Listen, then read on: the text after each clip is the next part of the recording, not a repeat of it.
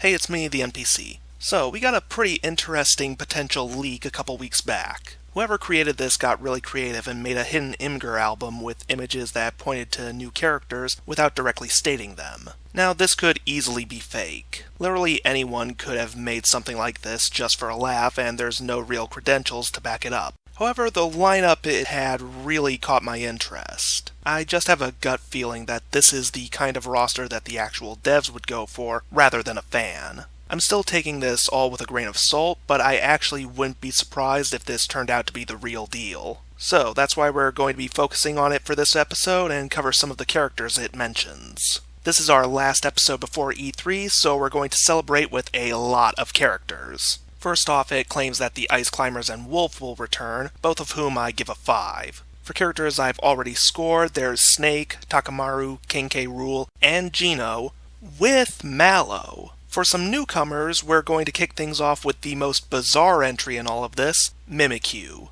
This ghost Pokemon was an instant hit with fans. The Pikachu costume inspired so much adorable fan art and is easily one of the most popular critters to come out of Sun and Moon. While it's not a starter, its connections to the famous Pikachu do make it stand out. I'm just having a hard time imagining a potential moveset for it. I mean, it doesn't really have limbs other than a shadowy claw hiding under its cloak. Building a full moveset with such limitations is never going to be easy. It can probably still work as a trickster with ghostly abilities designed for mix-ups. If not for this rumor, I never would have even considered Mimikyu. Assuming it's fake, the best I can give this spooky cosplayer is a 2. Next up is easily the safest bet out of all of these, Dixie Kong. For starters, Dixie was already planned to be included in Brawl. With the release and re-release of Tropical Freeze, she's had a big surge in popularity. Since her abilities heavily emphasize her hair, she would be a unique addition to the roster. While she missed out on Smash 4, it's probably because the roster was already set by the time Tropical Freeze went into development. The timing is perfect for the next game, and I give Dixie Kong a 5. Okay, the next character really makes this whole thing sound too good to be true. After all, what Smash discussion is complete without Ridley? The Dragonic Space Pirate is well overdue for a proper spot in Smash. He's easily the next big villain to appear, and he has plenty of moveset potential. However, the eternal problem with Ridley is that he's such a massive and gangly character that it's hard to actually make him work. Capturing a proper sense of scale with all those lengthy limbs and having any sort of balance is tricky, and it's the entire reason why he's been stuck as just a boss. It's not impossible, as a certain Brawl mod proved, but there are a lot of issues to consider. How do you keep a character that massive from being absurdly cheap in big free-for-alls, or from being a giant punching bag that gets stun-locked constantly? How does he work in all the alternative game modes that Smash has? It's a lot of hurdles to get over, but he has such a history and so much fan support that it's worth at least trying. I have to give Ridley a 3 for everything he has going for and against him.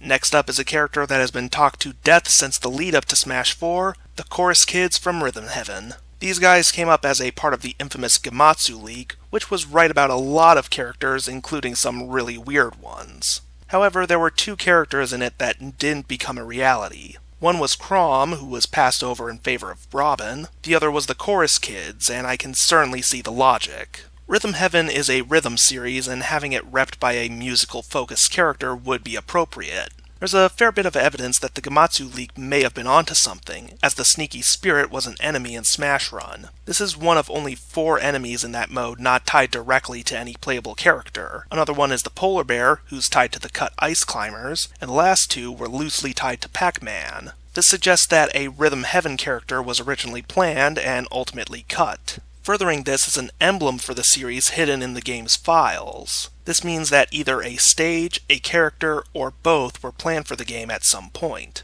Just to be sure that the Chorus Kids were on Sakurai's radar, a trophy of the trio was included on the 3DS version, one of only 5 for the franchise. It's possible that the Chorus Kids were cut for the same reason the Ice Climbers were. They were going to give you control of 3 characters at once, and the 3DS just couldn't handle it. So there's quite a bit of evidence that a Rhythm Heaven character was planned, but there's no hard evidence that it was ever the Chorus Kids. Karate Joe and the Wrestler also had trophies, and they certainly are popular characters. There's also Marshall, who was made to be the main mascot for the series. Chorus Kids certainly don't have a straight shot at making the roster. If not for Gematsu, we wouldn't even be having this conversation. Assuming that both leaks are fake, the best I can give to the Chorus Kids is a 2. Next up is Elma from Xenoblade Chronicles X. Now, if any character from Xenoblade X is going to get into Smash, it would most likely be Elma. Sure, she's not the player character, but she is the core of the game's story, and the actual player character is about as blank a slate as you can get. While many of us expect a Xenoblade 2 rep, it's important to know that the next Smash must have already been in development for a long time before it was announced. It's more likely that X lined up with the planning phases rather than the recent sequel. Elma would also make for a unique zoner, being a firearms specialist.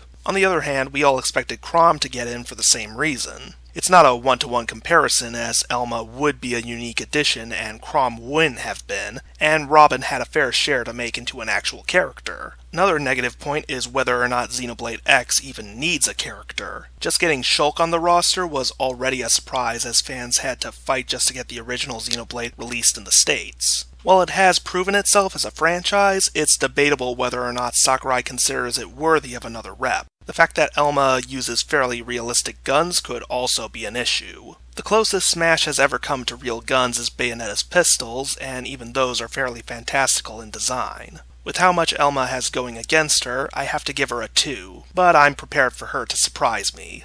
Up next is Captain Falcon's eternal rival, Samurai Goro. Goro has been a part of the F-Zero series from the very beginning. He even had a full page of the short prequel comic dedicated to him. He's appeared as an assist trophy in both Brawl and Smash 4, so he's easily the first in line to be the next F-Zero character in Smash. F-Zero has had a presence in Smash from the beginning, so it is due for another rep. Even if Takamaru does get in, Goro would still have a place on the roster. While they're both samurai, Goro's style is much more aggressive and wild, as his assist trophy shows. The only thing going against him is that the F-Zero series has been dormant for some time. Even then, demand for a new game has been strong, and giving Goro a spot in Smash would be the perfect way to build anticipation. I give Samurai Goro a 4. Following on the villain train is Medusa from Kid Icarus. While Uprising introduced a few more major villains for the series, Medusa is the original and holds a special place. We haven't had a female villain in Smash, and Medusa would be a decent start. My only concern is how she would play. Despite being a final boss, she doesn't have a whole lot of abilities to pull from. For the most part, she'd probably end up being a semi-clone of Palutena.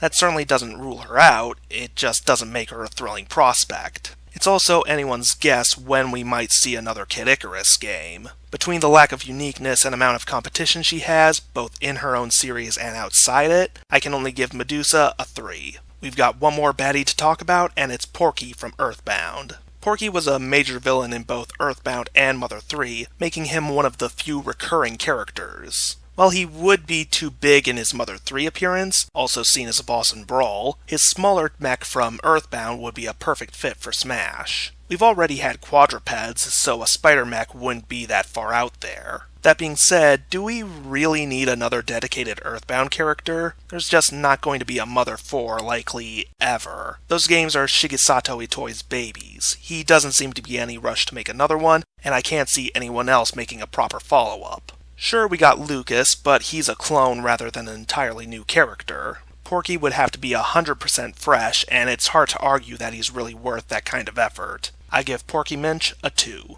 Next we have Castlevania's Simon Belmont. Simon is an undeniable icon of classic Nintendo, much like Mega Man. Simon, Mega Man, and Pit actually co-starred in their own animated series way back in the day, and fans have been clamoring for a reunion. Granted, it's unlikely that will play much of a factor outside of some Smash Ballot votes. Still, Simon is easily one of the top picks for a third-party character. Castlevania has a long history with Nintendo systems, and Simon is definitely the most recognizable character. He also has plenty of weapons and abilities that would translate perfectly. One downside is whether or not Sakurai holds a grudge against Konami for the whole Kojima scandal, which is still conspiracy talk at this point. Castlevania isn't exactly a hot property right now, but then neither were Mega Man or Pac-Man when they got in. I give Simon Belmont a 3.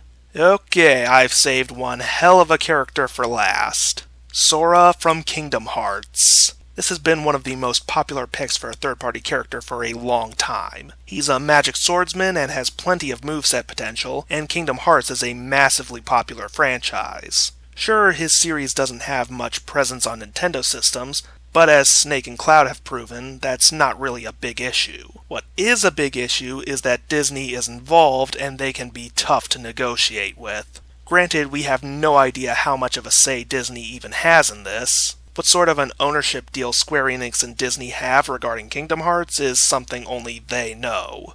Those contracts are not public knowledge, and we don't even know if Disney has any claim to Sora specifically. Even if they do, it's not impossible to make a deal. It'd just be really hard because Disney has very high standards and very high price points. Also, Nintendo already went to Universal for the theme park and movie deals, and Disney might take that personally. It'd be a miracle for Sora to get in, but there's enough people with their hearts in it to make it worth a shot. I give Sora a 3. So, is this rumor real? I've said before that I think that fan favorites and Smash Ballot votes are probably going to be the focus this time around. This lineup certainly follows that. However, as the old saying goes, hope for the best and prepare for the worst. Let's see what gets announced and how much we've been right and wrong about. Thanks for watching, and remember to hype responsibly.